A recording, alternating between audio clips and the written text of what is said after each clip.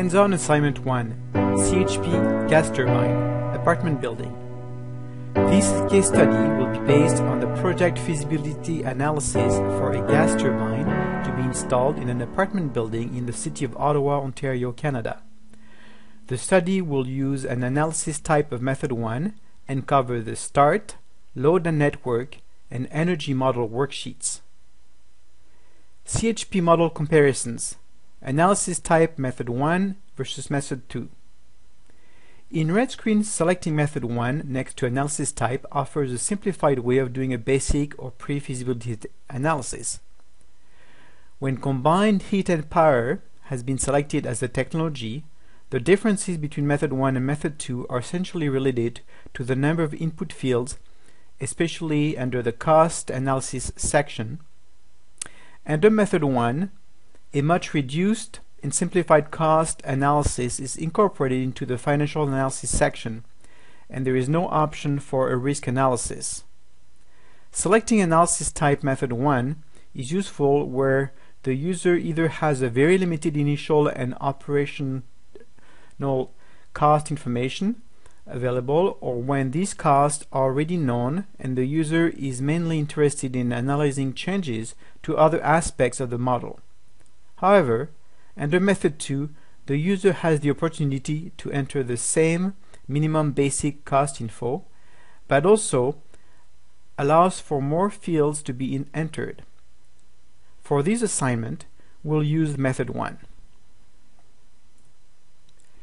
If you have not already done so, open RETScreen version 4, and then we'll enter data in the Start worksheet. Under project name, we'll enter apartment building, and under project location, Canada. For the project type, we'll select combine heating and power. We'll leave as the grid type central grid.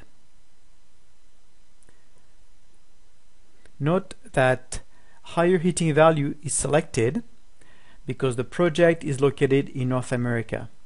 In North America, the heating value of fuels is reported as higher heating value, HHV. This is the energy per unit weight of fuel that is measured by an oxygen bomb calorimeter. The HHV includes the energy available when the water vapor in the combustion products is condensed. This energy is not really available in any practical combustion system, so using HHV gives a false indication of the energy that is actually available from the fuel.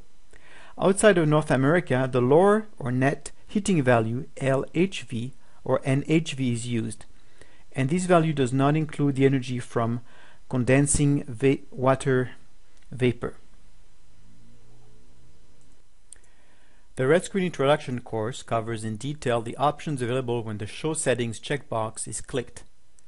That course also goes through an in-depth explanation of the various fields under site reference conditions.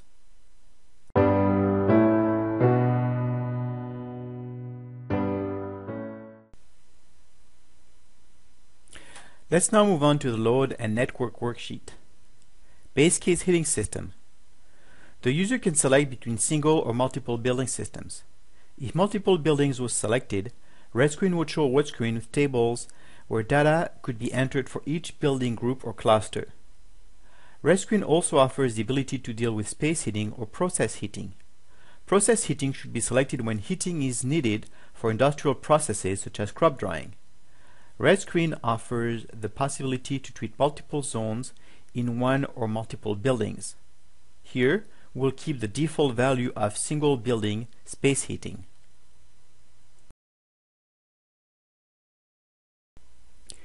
The heated floor area for the building can be entered either in square meters or square feet using the drop-down list arrow to the left of the value. We will enter 45,000 as the heated floor area. RETScreen offers a variety of fuel types. In this case, we will keep natural gas, cubic meters, since the value we have for the annual consumption is expressed in that unit.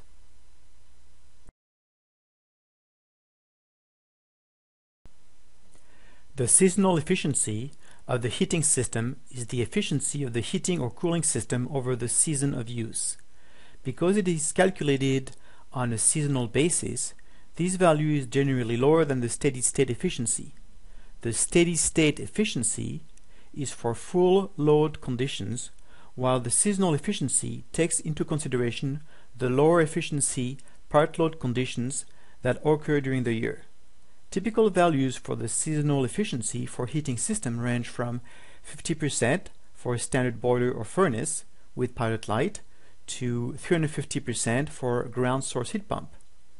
Typical values of heating system efficiencies are presented in the typical seasonal efficiencies of heating systems tables here. The first three listed are based on HHV natural gas fuel. The base case system is assumed to be heated with natural gas, good quality boiler system with pilot light.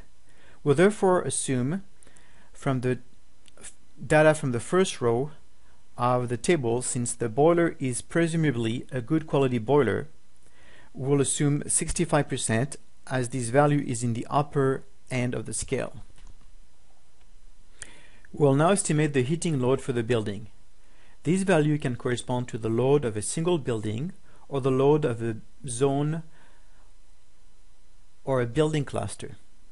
Since the value is not known, no fuel bill is provided, for example, we could use the goal-seek function from the RETScreen toolbar to easily calculate this value. The user can also refer to the building heating load chart to estimate the load per unit of heating floor area. This value depends on the heating design temperature for the specific location and on the building insulation efficiency. Typical values for heating load range from 40 to 120 watt per square meter. The assignment specifies good insulation, and RETScreen shows in the Start tab that the heating design temperature is -21.8 degrees C. Using the building heat load chart, we'll approximate the heating load at 70 watt per square meter. On a side note, passive solar buildings, which have achieved the certified passive house status in Ontario, have a heating load of 10 watts per square meter maximum.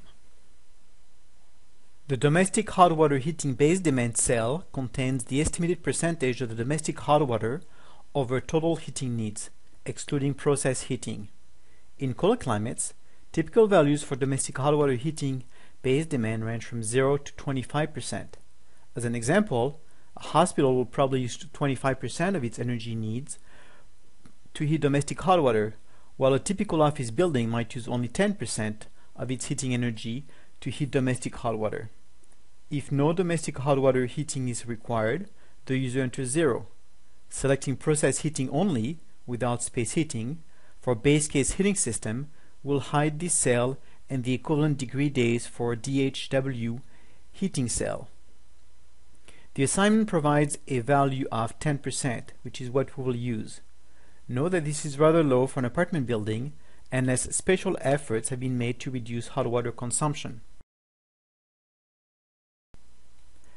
The fuel rate is the price per unit of energy for the type of fuel or electricity consumed by the system. The assignment provides for a value of 40 cents per cubic meter, so we'll enter 0.4. Assuming an average of 75 square meters per apartment, this building will therefore contain 600 apartment units. RETScreen calculated a total heating load of 7,425 megawatt hours and a total peak load of 3,150 kilowatt, which would correspond to 12.4 megawatt hours of heating load per apartment and a total peak load of 5.2 kilowatt peak load for each apartment. The annual natural gas consumption is also calculated to be above 1 million cubic meters, with almost 440,000 of fuel cost annually. The next area calculates the energy requirements assuming energy efficiency improvements. The end-use energy efficiency measures cell contains the percent of the base case heating system's total peak heating load that can be reduced as a result of implementing the proposed case end-use energy efficiency measures.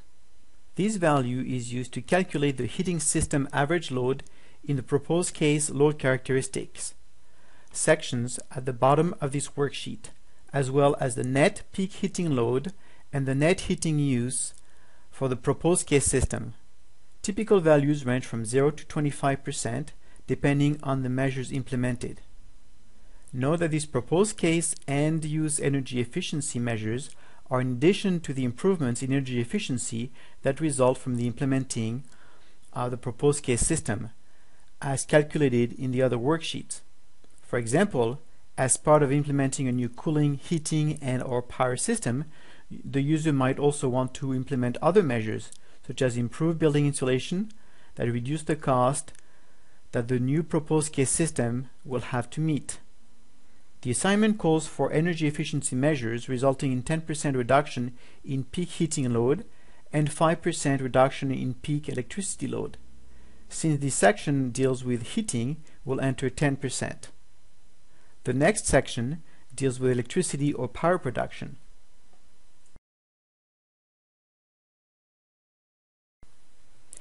Power gross average load.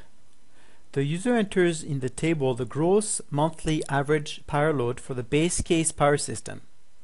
If the base case system includes heating and/or cooling with electricity, the electricity required for heating and/or cooling should be included in the power gross average load on a monthly basis. A check value warning will appear if the value is too low, i.e., the power net average load should be equal or greater than 0. These can occur when electricity is used for heating and/or cooling in the base case, as these loads are broken out separately.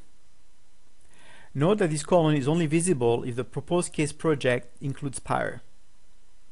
If the system was to provide 1/3 electricity and 2/3 heat, the power gross average load would be 3150 times 3 divided by 2 and the whole thing divided by 3, or 1575 kilowatt.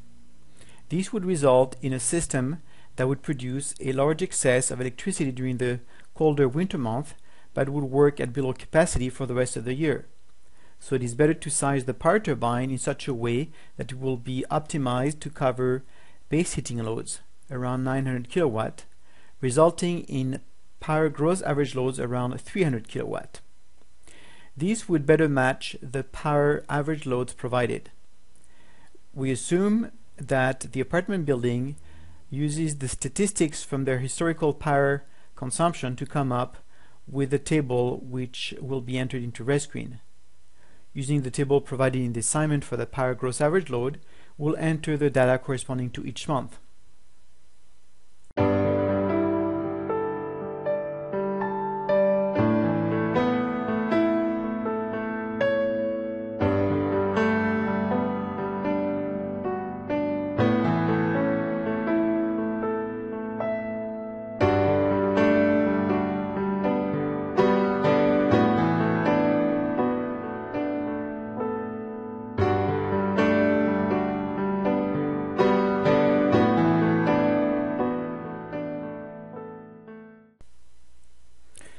The system peak electricity load over max monthly average represents the percentage that the peak electricity load exceeds the maximum monthly average load over the 12-month period.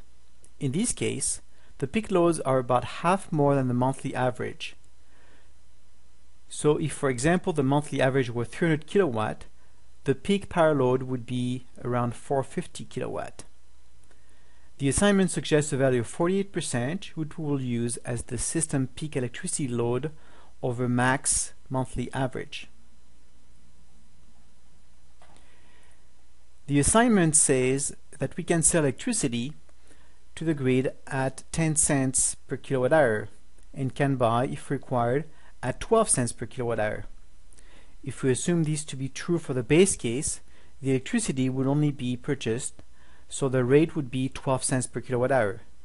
On the other side, it is possible that thanks to a higher volume consumed, the base case rate for energy purchased is 2 cents per kilowatt hour lower than the proposed case, which with higher volumes may result in giving access to discounted prices. So we will set the electricity rate for the base case to 10 cents per kilowatt hour.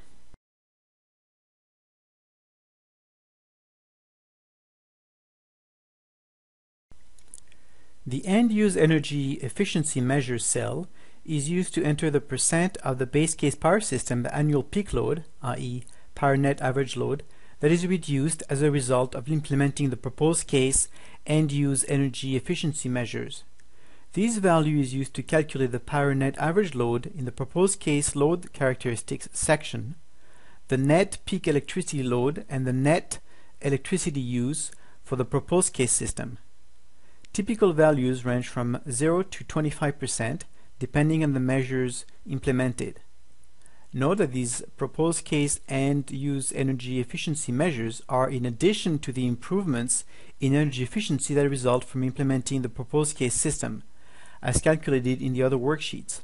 For example, as part of implementing a new cooling, heating, and power system, the user might want to implement other measures, such as improving lighting fixtures that reduce the load that the new proposed case system will have to meet. The assignment proposes a 5% reduction in peak electricity load, which we will use and enter in the end-use energy efficiency measures cell.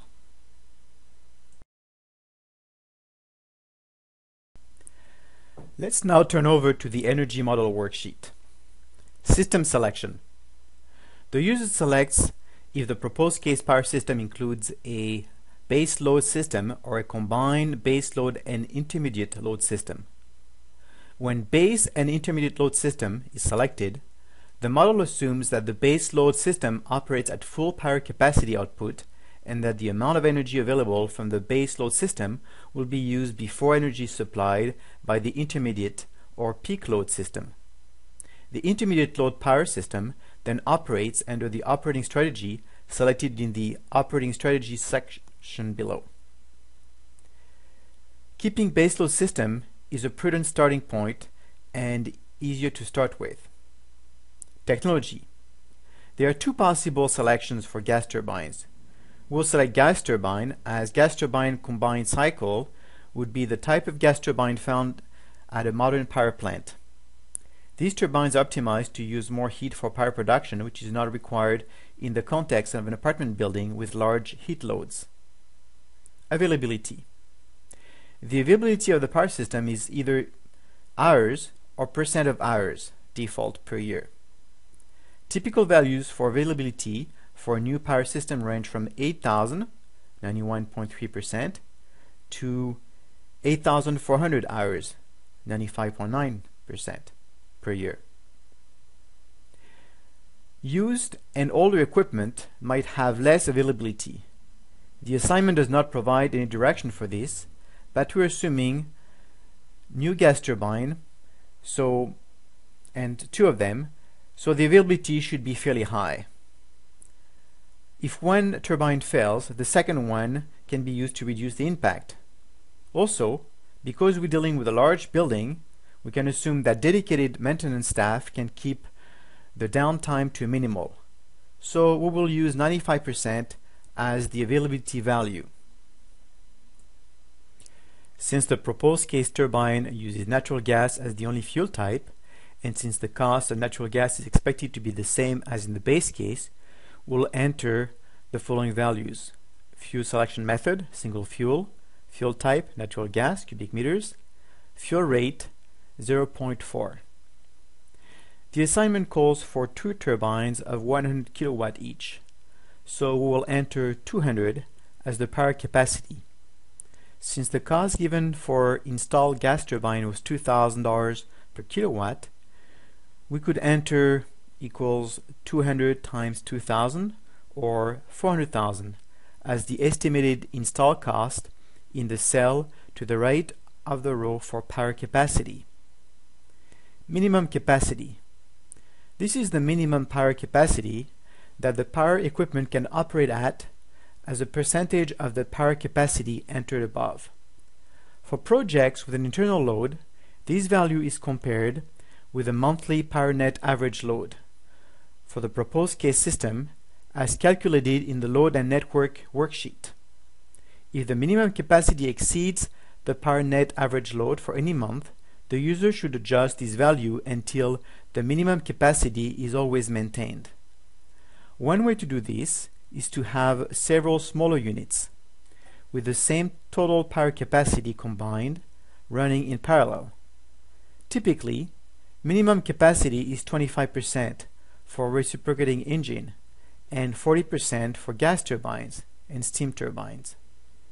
Typical minimum capacity for fuel cell is 25% for power capacity over 10 kilowatt and 35% for power capacity less than 10 kilowatt. Since we're dealing with a regular gas turbine, we will enter 40%.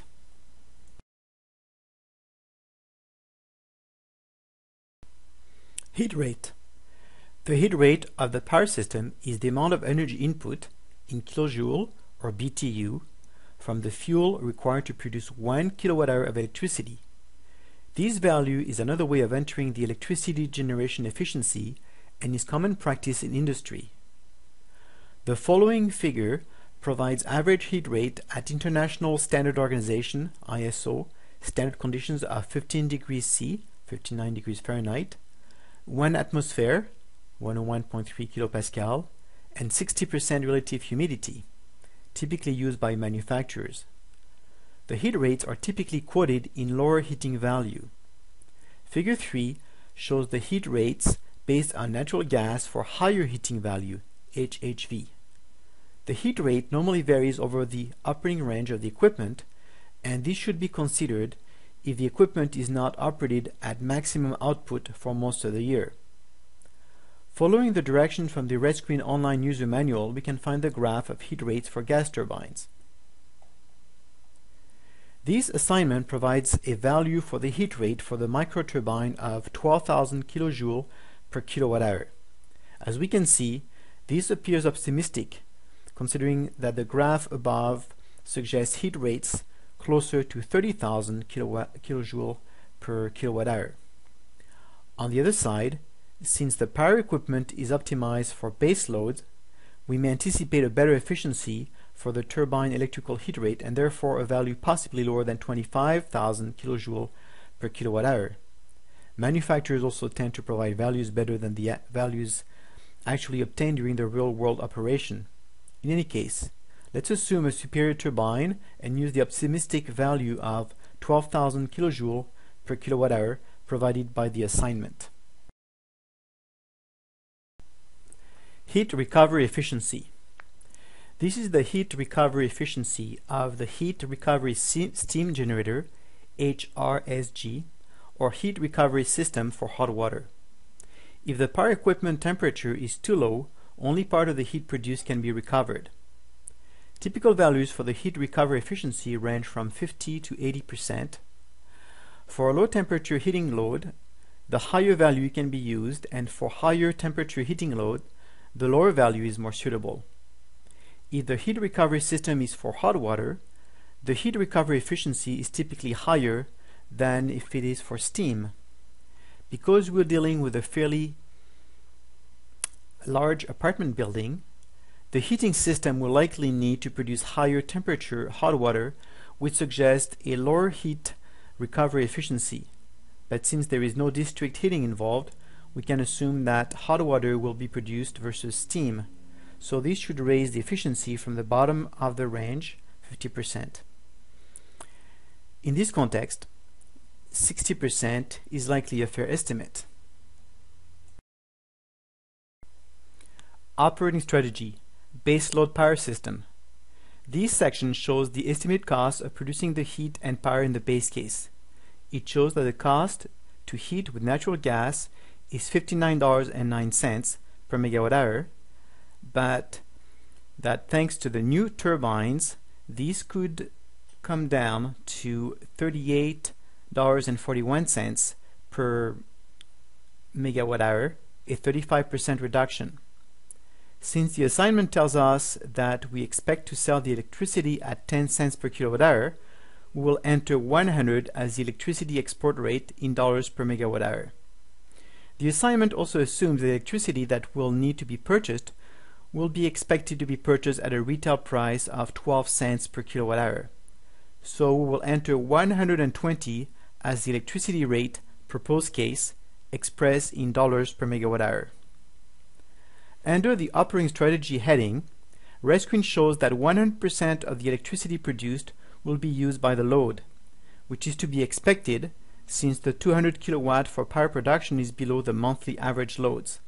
The minimum monthly load happens in April with 244 kilowatt. On a yearly base, the two new turbines will produce 1,664 megawatt hour of electricity for the building, sold at $100 per megawatt hour, and 992 megawatt hours will need to be purchased at $120 per megawatt hour. RETScreen shows that when the strategy is full power capacity output, this results in greater profits compared to the strategy of heating load following. The first two strategies actually provide the same profits of $41,996 and a system efficiency of 63.1%. When the strategy is full power capacity output, the system will produce as much power as possible based on the turbine capacity rating, making the turbine work at full capacity to produce electricity even when the internal power loads or base heating loads are exceeded. If the strategy was heating load following, the system would need to produce electricity based on the heating loads. With peak electricity loads in the summer for AC, this would translate into the fact that less natural gas would be burned during the heating season, and more electricity would need to be imported in the summer to meet the peak summer loads. Note that the power production would then only relate to domestic hot water production in the summer. Essentially, the difference between the initial strategy and the heating load following strategy lies in the fact that in the summer, the turbines work under full capacity with only domestic hot water production. While the efficiency of the system would increase to 72%, the annual profits would decline to $38,259. This indicates that the most energy efficient system is not the most cost effective due to the difference in electricity rates.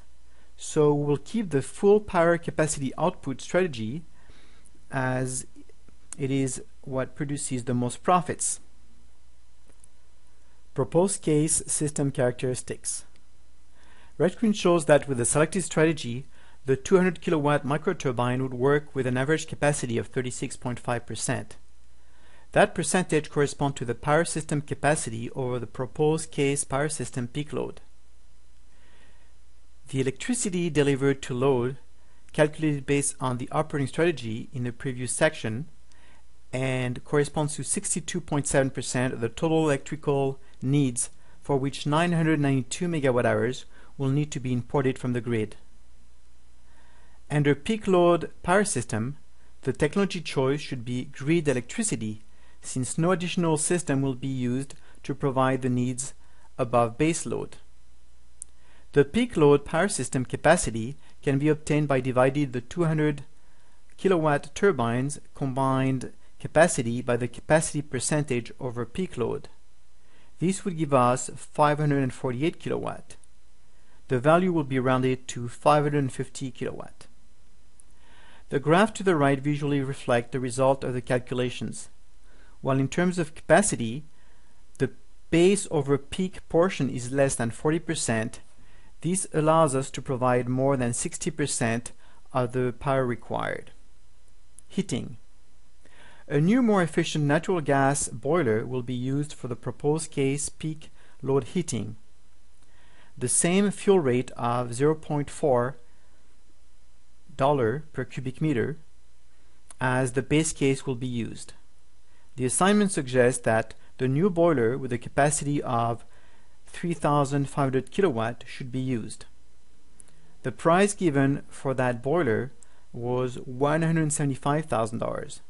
So we'll use it and enter that value into the cell at the right of the capacity row. The seasonal efficiency given is 85%.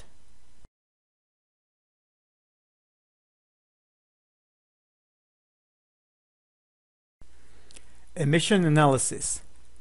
Considering the breakdown of fuel mix used to produce electricity at the time RETScreen was last updated, in Canada, CO2 emissions resulted from the direct production of electricity was evaluated to result in 0.186 tons of CO2 per megawatt hour. Given the reduction of energy, mostly due to the better efficiency of the natural gas boiler, this corresponds to 67.3 cars and light trucks not used. Using the drop-down, we can also see what this is equivalent to in terms of other measures which could be taken to reduce CO2 emissions. For example, this is also equivalent to 150,849 liters of gasoline not consumed, or 127 tons of waste recycled. While the transaction cost to apply for carbon credits may be too high to justify the process, considering currently low prices per ton of carbon, this is useful to show how much pollution can be reduced thanks to the project. Financial analysis. Inflation rate. This cell is used to enter the inflation rate in percentage, which is the projected annual average rate of inflation over the life of the project. For example, inflation for the 25 years after 2012 in North America is typically forecasted to range between 2 and 3%. This rate has an impact on annual costs and various costs that may incur after the project is commissioned and during the project life cycle, except for financial costs. Note that when method 1 is selected in the start worksheet, the fuel cost escalation rate is approximated to be the same as the inflation rate. It is very difficult to predict long-term inflation rate for any country. Even armies of financial analysts at central banks cannot predict inflation accurately more than a few months or a year ahead. Many factors come into play, including national and international political, economic, and weather events or disasters. Assuming fairly stable conditions and based on a simple extrapolation of recent trends, we'll assume inflation to stay in the 2% range. But it is possible that inflation could become null or negative deflation, or return to a high value of the 1970s and 1980s, and average 6 to 9% over 20 years. It is important to understand that if a significant portion of the project cost during the operation related to, let's say, some equipment that would be imported from another country, then we would have to prorate the inflation with the inflation of that country. In the context of this project, the annual and recurring costs that would be impacted by inflation are likely to be related to the operation and maintenance. For this project, we will use a moderate 2%, even though there are many inflationary pressures ahead: government debts, depreciation of the Canadian dollar, increase in population through immigration in Canada, increase in price of food, oil, etc. Project life. This cell is used to enter the project life in years, which is the duration over which the financial viability of the project is evaluated.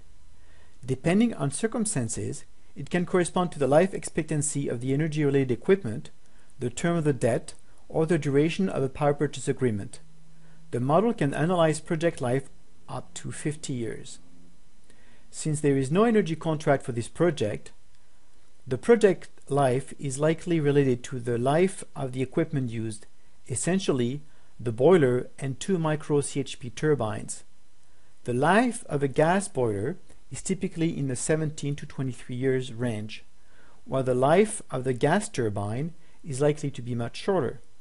Overall, providing that we account for appropriate O&M cost, we can assume a project life of 20 years. Therefore, we'll select a project life of 20 years. Debt ratio. The debt ratio, percentage, is the ratio of debt over the sum of the debt and the equity of a project. The debt ratio reflects the financial leverage created for a project. The higher the debt ratio, the larger the financial leverage. The model uses the debt ratio to calculate the equity investment that is required to finance the project. For example, Debt ratios typically range anywhere from 0 to 90%, with 50 to 90% being the most common. We'll assume that only 30% of the cash required to pay for the project will be laid down, so a 70% debt ratio will be used. Debt interest rate. This cell is used to enter the debt interest rate percentage, which is the annual rate of interest paid to the debt holder at the end of each year of the term of the debt. The model uses the debt interest rate to calculate the debt payment. For example, at a minimum, the debt interest rate will correspond to the yield of government bonds with the same term as the debt term. A premium is normally added to this rate, the spread, to reflect the perceived risk of the project.